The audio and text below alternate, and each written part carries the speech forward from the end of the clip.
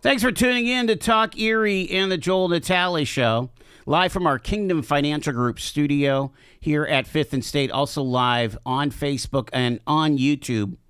Right here at this place, we have the crucial conversations that Erie needs, and one of the top 3 topics that we'll talk about over the course of days and weeks is housing. And we're very excited to have this conversation with Kim Thomas, the Executive Director of Infinite Erie, about her brand new project here for housing. It's called the Erie Housing Accelerator Plan. Welcome, Kim. Thanks so much, Joel. Glad to be here with you. All right, Infinite Erie. Again, I love how often you're coming now. I'm loving it too. Because there's just so much to talk about. So much. And now it's like you guys have pulled the trigger on, hey, we have done the research, and now we're coming up with a plan. Give us a little bit of backstory here. Yeah, sure, absolutely. So, we recognize at Infinite Erie, one of our leading roles in the work that we do is to really bring together the practitioners and the leaders of this community and identify what are the greatest challenges that we're facing, what's preventing us from growing and thriving perhaps as a community. From there, once we understand what some of the best practices are throughout the nation, throughout the world, let's see how we can right-size those for Erie, and let's overcome those challenges. Let's do it together. Let's ensure that there's investment to make sure that happens. And I will say housing, as you know, and as you've talked about, it is critical to economic development. It is a foundational driver of economic growth. So not only is having access to quality, affordable, safe roof over your head, a social issue, a humanitarian issue, but it is economic development. So we recognize that early on and understand. We knew just from a very high level that we have a challenge in terms of housing infrastructure, especially as it relates to that affordability of housing infrastructure. So we wanted to dive deeper into that in order to understand further what the needs are, what the gaps are, and what role could Infinite Erie play in helping to get some momentum behind some of this work to overcome that. All right, I think it's really important that the listeners understand that this is more than getting homeless people off the streets of Erie. Absolutely. This is a comprehensive plan at multiple layers. Can you, again, broad strokes here, let's introduce this. So really the original playbook, we rolled that out in July of 2022. We talk about Bruce Katz and the work that he and Florian did and rolled out that playbook. It called for a comprehensive plan to eliminate homelessness, right? So it's kind of where we started. It's where the conversation started, was around homelessness, but recognizing that overcoming that challenge is extremely comprehensive in nature and will require a number of different, interventions and initiatives. So that did start in that space, was really around the Housing First Erie initiative in terms of making sure that chronically homeless individuals have a permanent place to live. So it did start there. But upon those conversations, and as that project was moving along, we recognized that there's greater need in different areas of what we have identified as the housing continuum.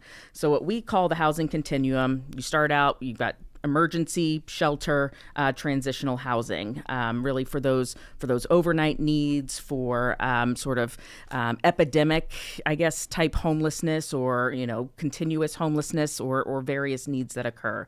And just for a second, so listeners, when we talk to Jenny Haggerty, yes, this is the kind of thing that we're talking about when we talk to Bill and Boo Haggerty and Daria Devlin before she became mayor. That's right. Yes. This was that lane, right? So yes, part of it. So the transitional shelter, the transitional housing piece, really very much what Mercy Center for Women and Jenny Haggerty has been doing phenomenal work in. Mm-hmm. Now, when we go to the next layer of supportive housing, that's where that Housing First Erie initiative comes in, and that's where the schoolhouse apartments that Build CDC is focused on. So that initiative, that ensures that housing comes first. It's permanent housing without leases attached or things of that nature. It is a permanent space for someone to live as long as they need and want to, with the intense wraparound services that are required. So again, you've got that overnight shelter and transitional housing. You have supportive housing that comes along with the wraparound services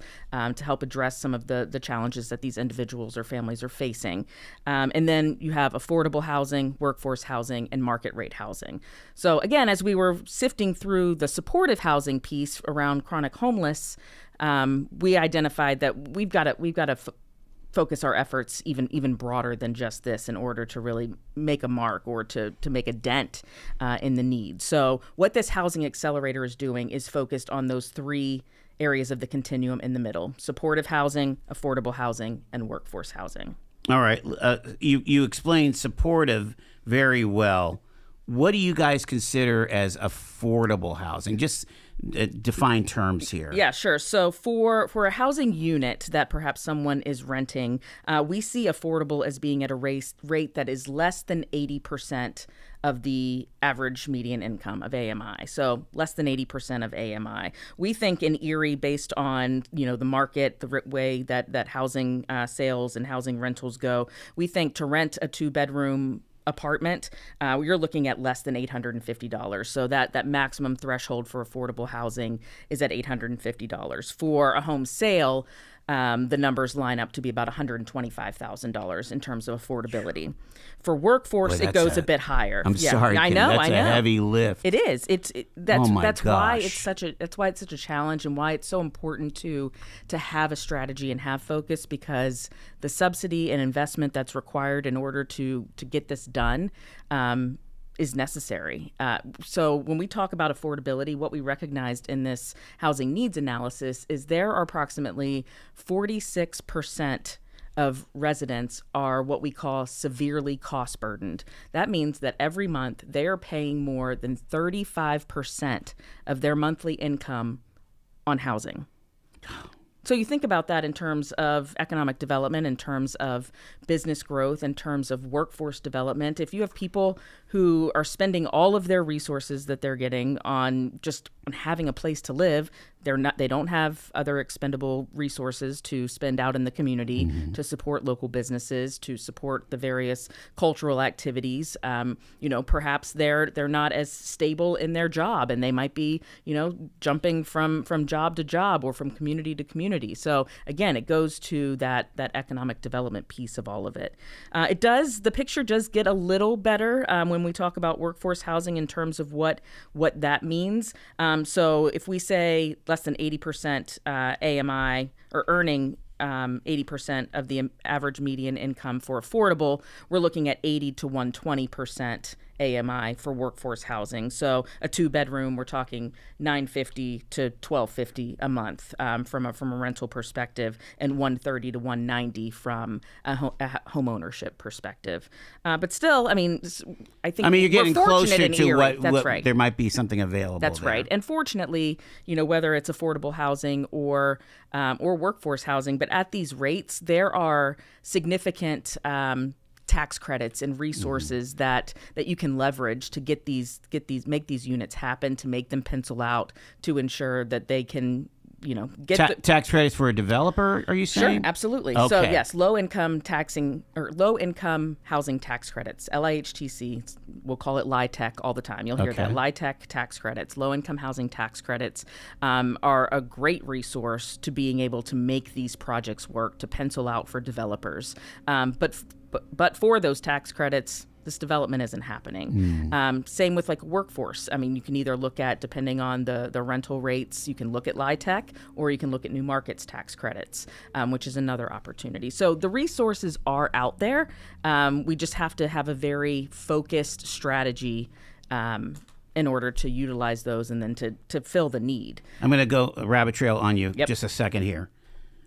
If there are tax credits available and incentives available for developers, what's available for that family to say, hey, I'm aspiring to this $150,000 home, but but my income, because my income, let's say my household income is right at the median, right at 100% of the average median. What can I buy at, what is it, $54,000 household income? Right. What can I buy? Yeah. So there's not much out there, right? I mean, in terms of stock. So what you have to do is you have to pair that. You have to pair, the developers receiving these subsidies in order to make this happen, but they're doing it recognizing that the rental income they're going to be receiving is going to be at a lower, more affordable level. But if I want to go buy a single family home, let's say in a neighborhood that's on the rebound, let's say lower Bayfront, East Side Bayfront, and I found something that with some help, maybe I can get in at 120. I'm going to need to put 50 grand into it. Is there help that way? Have you heard of? Okay. Yeah. So I would say, So, and I'm not going to know the specifics of each individual program, but that's why it's important to pair with local entities like in Erie's Black Wall Street or some of the others that have some of these home ownership programs where if you're participating in these, then there is, at the end of it, once you've completed some of the financial literacy and other pieces of it, then perhaps they can provide you with $10,000 for a down payment toward home ownership. So it's pairing the subsidies and making sure that the cost that you're going to have to pay to live here is matched up with not only your income, but some of the other resources that you can tap into at the state level. I mean, there are different, first-time home buyer opportunities at various levels. So it's about ensuring that from a programmatic standpoint, that those opportunities are there, but also ensuring that the housing stock at that level of affordability is there to match that as well. We're talking to Kim Thomas here from Infinite Erie. We're going to jump back to this here after the break. It's Talk Erie.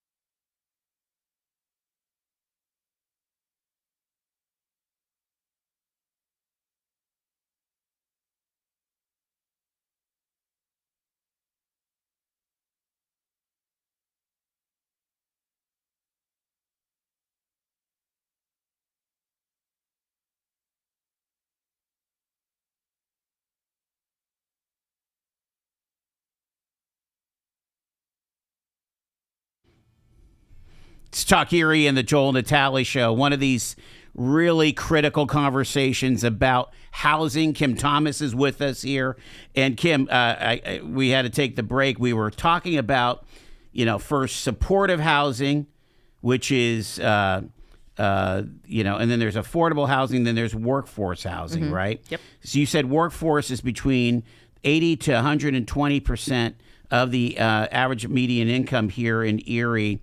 that means about a $950 to a $1,250 rent. 2-bedroom. Yep. Yeah. Yeah. And if you can qualify for the loan, be between 130 and 190. That's right. That's right.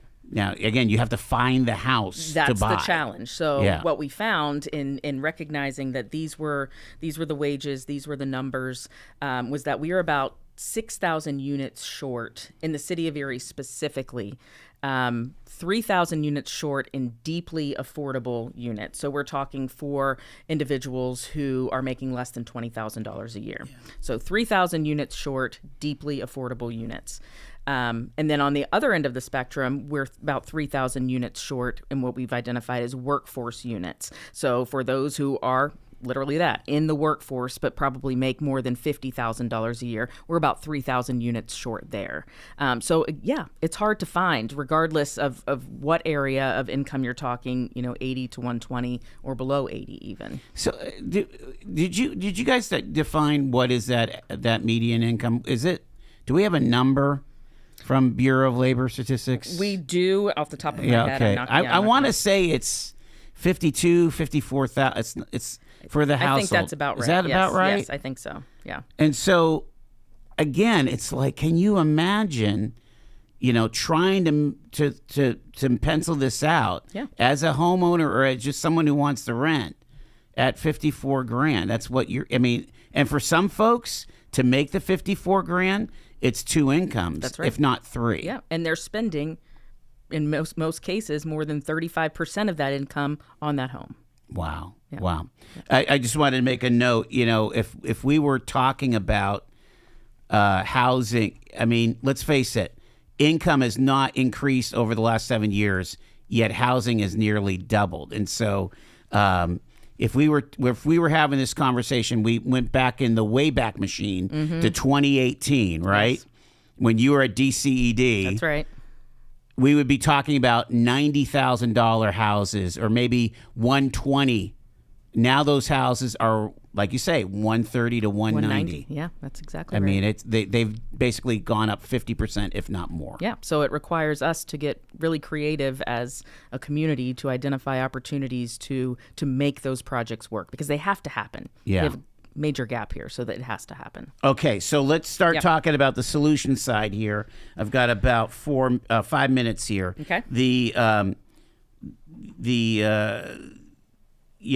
That's where you're focused on: supportive, affordable, and workforce. That's right. Yes. So we know, there has been a tremendous amount of effort with our community development organizations and others over the years to really get some of these units into play, to get new housing online, to get housing rehab to where it's quality, safe, and at an affordable level. And who's in that space? Yeah, sure. So, quite a few. So this is when we're talking about the Sisters of St. Joseph Neighborhood Network, our West Bayfront East Side Task Force, the city's redevelopment authority, the county's redevelopment authority, the housing authority of the City of Erie. Is the land bank involved with some of this too? Yes, absolutely. Okay. Yeah, where strong partnership. They're taking down the really bad blighted stuff and coming up with. That's right. Maybe a space where you can build on. That's exactly right, and that's what we hope to do alongside the city and the county land bank. So okay. So they're absolutely a partner in all of this. So that work has been happening, but it's happening in an incremental fashion. It requires significant capacity on these organizations, a lot of time on these organizations that are small in terms of capacity. It requires numerous funding resources in order to get the job done. And at the end of the day, you're lucky if it's a house or two or a couple units here and there. If we're talking 6,000 units overall, we'll never get there at this rate. So we recognize that it was important to have a very focused strategy in very specific parts of the city of Erie is what we're talking about here, is of the city. So you've identified actual neighborhoods where you want to pour your resources We into. have been. We've been working alongside. We've developed a housing accelerator work group, which consists of all those organizations and others that I just mentioned. So really leaning on them and their expertise and their work in their respective neighborhoods to have an understanding of what some of these priority opportunities are. So we've identified neighborhood clusters, or we've identified cluster areas within these neighborhoods. So for example, Fifth to Sixth Parade to Wallace, working alongside Best. We've identified some opportunities alongside the Redevelopment Authority and the City Land Bank and the Sisters of St. Joseph and what we're calling the Central City or Center City, so 21st, 22nd German area. Okay. Working alongside our West Bayfront and GCAC for some opportunities where they currently have some site control between West 8th and 10th Street. And just some lower hanging fruit, right, where there's already site control, so there doesn't have to be acquisition there. These organizations when you say site control, that means the organizations already own the properties. They own the properties. Correct. Okay. Yes, they own the properties. So Infinite Erie's role has been to work with these organizations, identify those opportunities, and then to lend ourselves as additional capacity, project management support, education and awareness around co-development opportunities. What can we do to help build this organization's capacity so that instead of 1 or 2 units every couple of years, let's look at 30 to 50 units over the next few years. What's been the limiting factor for some of these groups? They just were missing capital, or it's capacity and capital. Capital, okay. Capacity and capital. I mean, it's a full-time job to try and figure out and fundraise to get this work done. So having the wherewithal, the time, the people, the skills to do all of that, and then to be able on the back end of it, once you've actually created the project and been through those pre-development opportunities or exercises, it's to actually develop a capital stack to get you to your 10, 15, 18 million dollar project. And that's not easy. And then when you talk about the tax credits that we talked about that are oftentimes necessary to make these projects go, that's a whole additional set of expertise and capacity that is very limited in our community, quite frankly. I mean, we have organizations like Hands that is very experienced in LIHTC, and Mr. Donnie Crenshaw, he's experienced in LIHTC tax credits, and they've done those projects. But, you talk to a Hands, they can only do that, once every 5 or so years because, again, their own internal capacity. It all comes back to capacity and capital, honestly. It's unreal. I got like a minute and a half here. Okay. I mean, do you sense at like the state and federal level, we've heard some things from Josh Shapiro, the governor, we've heard some things from the senators, Fetterman, and in fact, the Fetterman and McCormick have a release today about some bill that... Road to housing, I believe. Yeah, something like that. Do you think that there's going to be some streams coming from those places? We're certainly hoping so. I mean, that's one of the pieces of this strategy is to align local efforts to be able to leverage local resources to the state and federal level. So we are hopeful that through the Housing Action Plan that Governor Shapiro just recently released and his budget proposal to put $1 billion into housing and critical infrastructure, hopefully some of that at least comes to fruition so that we can start leveraging those opportunities, and the same at the federal level. We certainly recognize an opportunity when we have our federal delegation really working to address the same issues that we're facing and talking about here locally. So that's the hope. But a local profitable concern could buy some tax credits that would also be additive to this stack, right? Absolutely, yeah. I mean, that's the whole point. That's exactly right, yeah. What, new markets you mentioned. Yeah, there's new markets, yeah. Very cool. All right, I've got to take a break here. Kim Thomas, again, fascinating conversation. If you're somebody that's been in your house for many, many years, you don't really realize how difficult it is for young families, for folks that have been working hard on their credit. The entry level is so difficult in our current context right now. More ahead with Kim after this.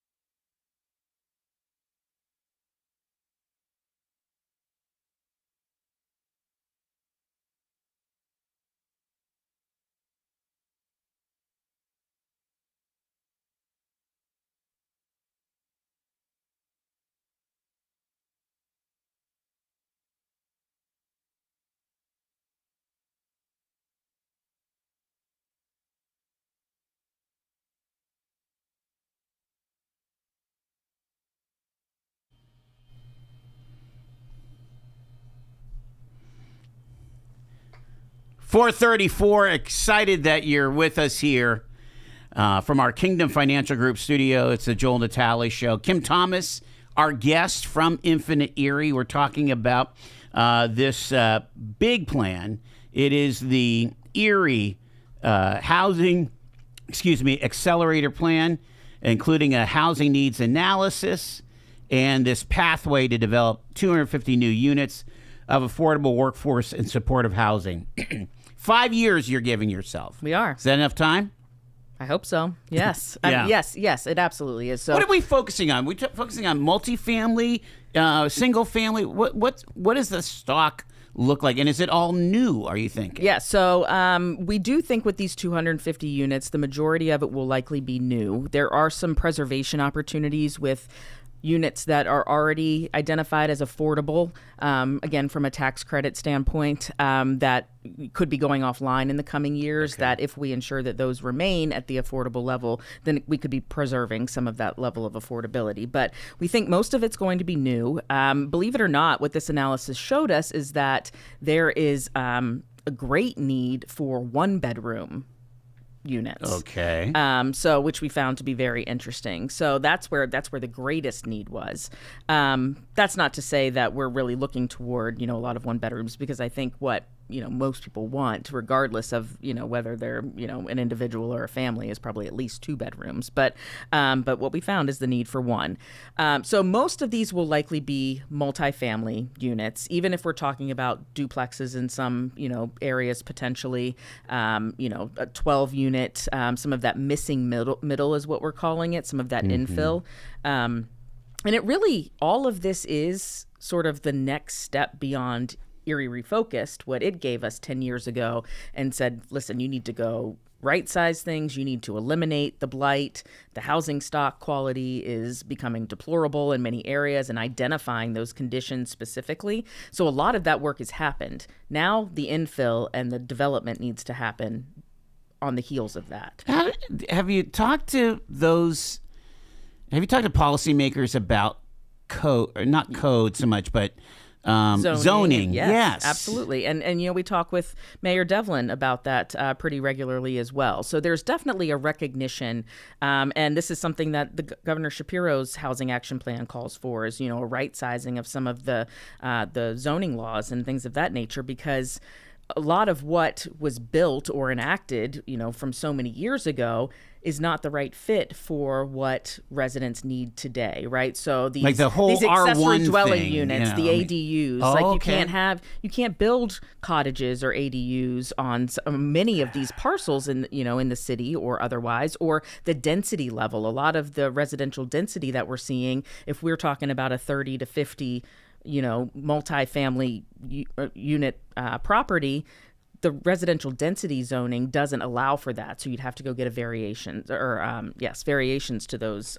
ordinances. So those are the types of conversations and the partnerships that working with Mayor Devlin and her team at the city to really help understand, if this is the plan that she and her team are supportive of as well, how can the city really make its policies more efficient and enabling this work to move forward. So that's a big undertaking that they're having, and discussions within City Hall that they're having as well. So you do have to shift the zoning for sure. Kind of shuddering at some of the NIMBY conversations and no doubt and protests that'll happen at City Council. But there's got to be a way to be able to build some critical mass, especially where there's been so much blight.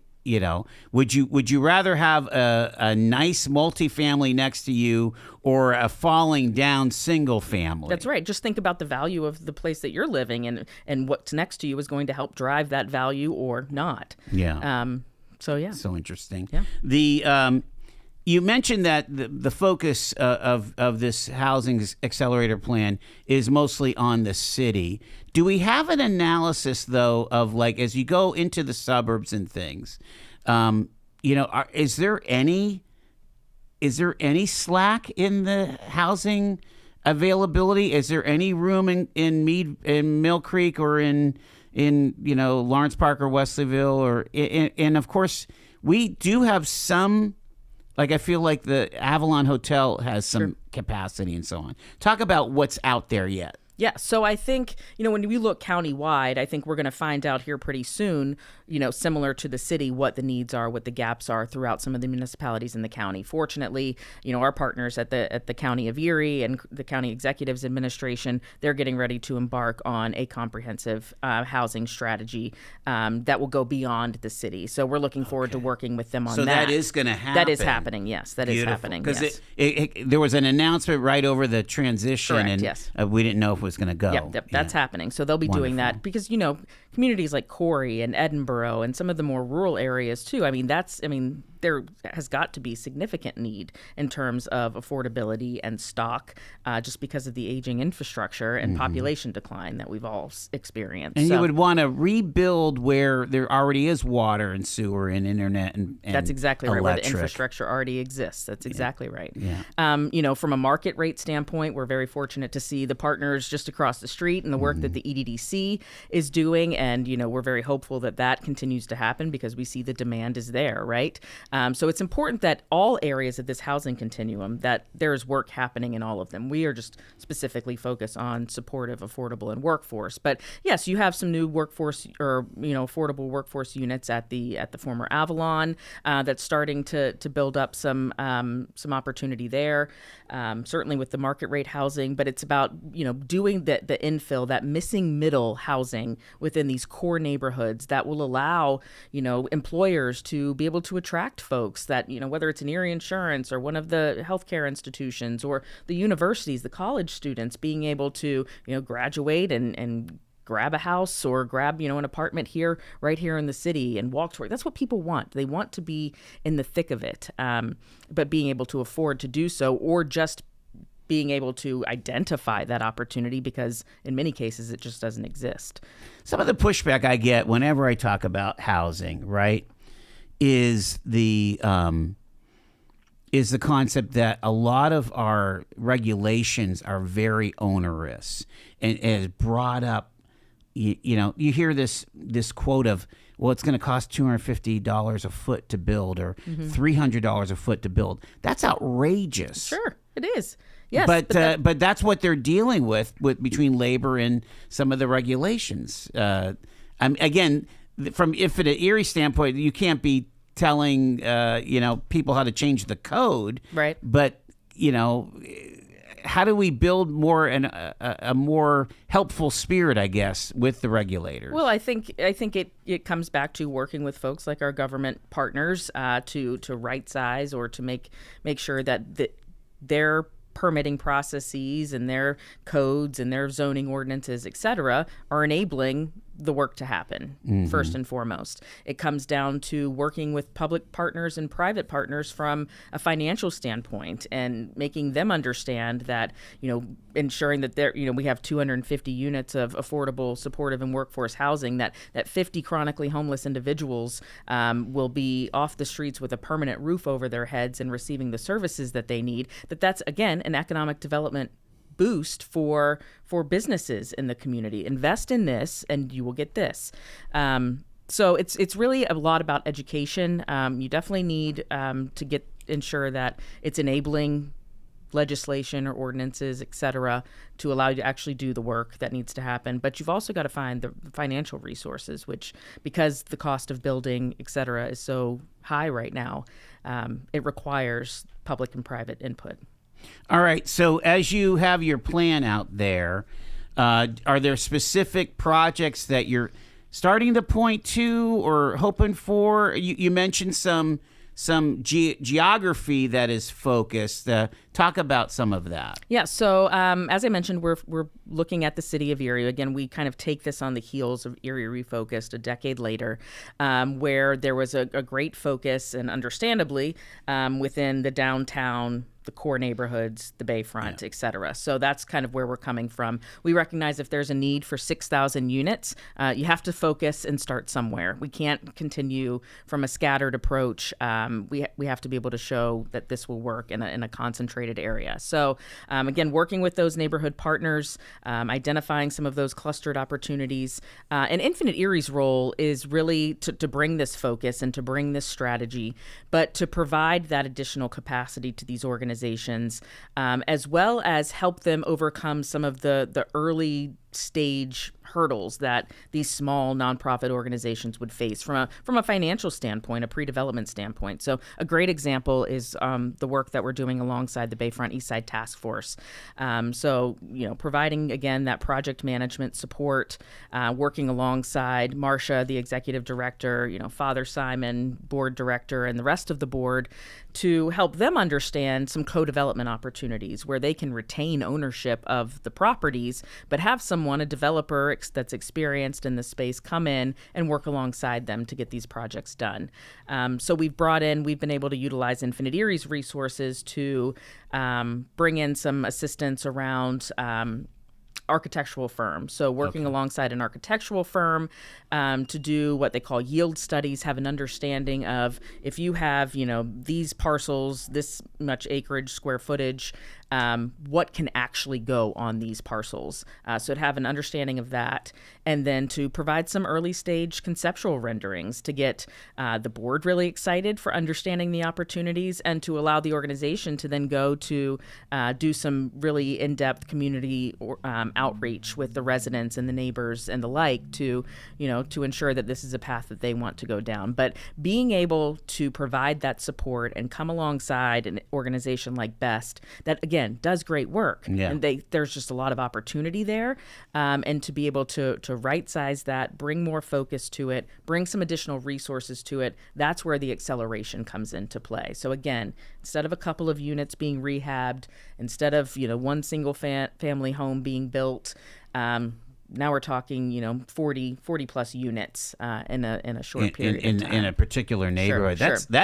That's a game changer no in doubt, a place like BEST. No doubt. My gosh. I feel like all the work that's been done the last 10, 15 years, like you say, from the SSJ, Neighborhood Network, or BEST, or our West Bayfront, is kind of leading to this moment. 100%. It absolutely has. We would not be here had it not been for that tremendous work that these organizations have been doing over the years. They've really started this and have been doing, yeoman's work in ensuring that they are taking care of their residents and their communities and providing access to those opportunities, whether it be, down payment assistance or, rent to own or, equity building opportunities, financial literacy. They're providing all those programmatic opportunities for their residents, and then also rehabbing and building units to then allow those residents to live in them. So, but for that work happening, we wouldn't be here today to where we're saying if we can provide some additional capacity, additional funding and focus, now we can accelerate all that they're doing. I remember talking when Jeremy was at BEST, one of the major concerns there was private equity and outside landlords and so on scooping in and buying, a house. Maybe the owner passed away. Sure. It goes up. Or it shows up on the sheriff's sale or something like that. What's that infrastructure? That's not you, but it could be these organizations that could block stuff. Well, that's like where a that, land right? bank comes in, right? Okay. So Aaron Snippert and his team at the city land bank, certainly Jeremy now in his role at the county land bank, that's where that is a critical tool to ensure that that doesn't happen, right? Gotcha. So they have the resources and the capabilities to identify some of those opportunities and make sure that they're banking them for these opportunities that we're now talking about. So if there's an assemblage of land bank property that takes up a couple of blocks in a particular neighborhood, now you're really talking about, okay, let's put together, some designs in a package and put it out for developers to come in and really see what they're working with here. So land bank is a critical tool in all of that. And in the end, when we're making more supportive, more affordable, more workforce housing available, it just stabilizes I mean, that's what we're going for here, is to be able to retain some of our college graduates, to retain our young people, to stay here, be able to get out from their parents' basement, and That's exactly right. That's what it is. It's an affordability issue. Again, if there's an opportunity to be able to live comfortably for a reasonable, affordable rate based on your income, now you are able to get out in the community and enjoy that quality of life. You're not just working to pay rent or to pay a mortgage and to sit in your house all the time. That's not what, nobody wants that. Yeah. It's a workforce opportunity from an employer standpoint. If we don't have the housing stock here for, potential prospective employees to purchase or to rent when they come work for your company, then they may go somewhere else where they can find, the housing that they want to be in and the amenities surrounding them if they want a downtown and, want that vibe, which a lot of them do these days. So it all plays into a role around economic development and quality of life and the like. So it all plays into one another, that without this community development and ensuring that the housing stock is there, you're not going to have the economic growth that you hope to see as a community. If you are, and let's just face it, if you're an aging landowner or you own a couple properties and, it's just you're getting tired of maintaining these, should they be talking to their neighborhood folks about options? Certainly. Yeah, absolutely. I don't see why not. I think between, the land bank and as well as these neighborhood organizations, I think that's a best case scenario, right? That it doesn't go into the hands of someone out of town that sees this as, a cash grab for them. Yeah. So absolutely. They're always assets to the residents in the neighborhood.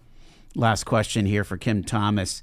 All right, so this is one of 35 projects or something like that Infinite Erie's involved in. The housing thing is well, maybe it's more than one, but still, you've got so many other irons on the fire. Just kind of skim those for a second. Yeah. Here. So, yes, that original playbook was 35 transformational investment opportunities, but that was why we felt it was so important with this 2026 playbook to be much more focused, much more prioritized.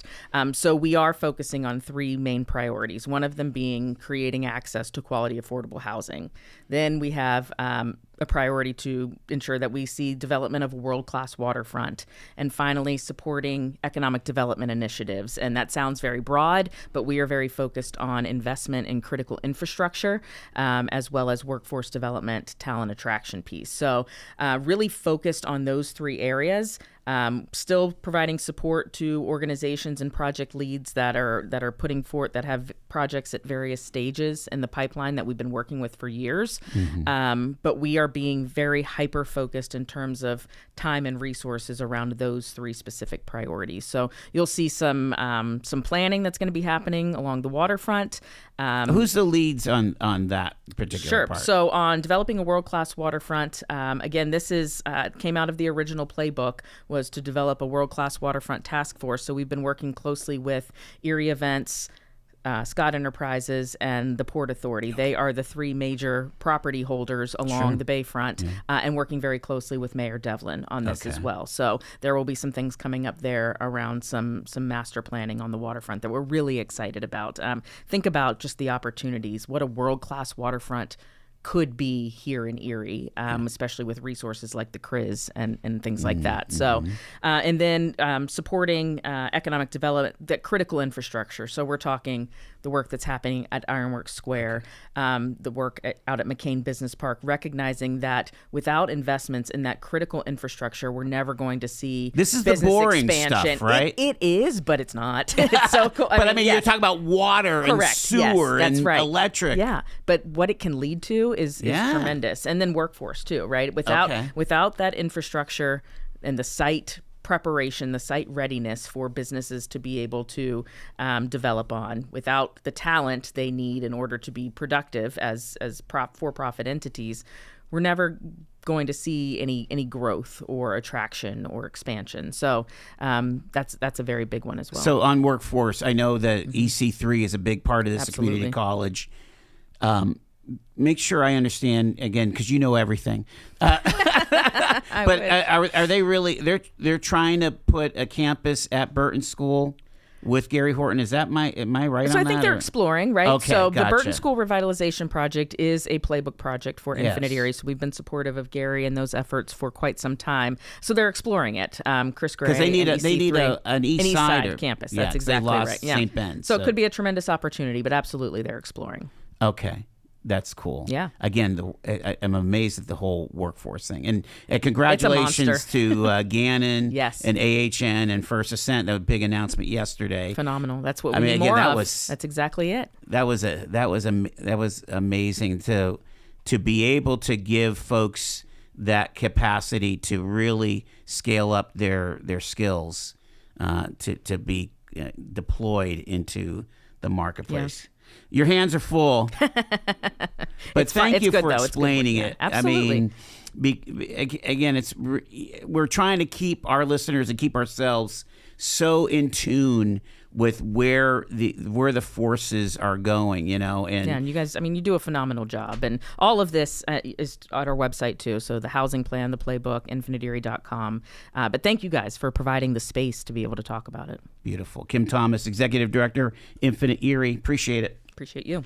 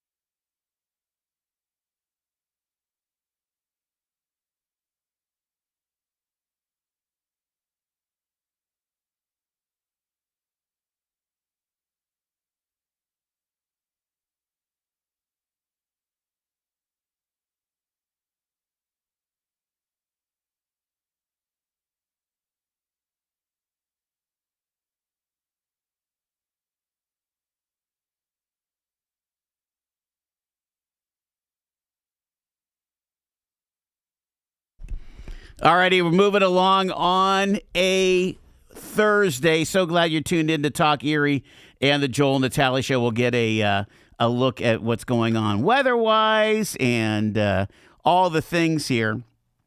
Stay with us. We've got our 3 hours a day where we have the crucial conversations that Erie needs on 105.9. Talk Erie, WZTE.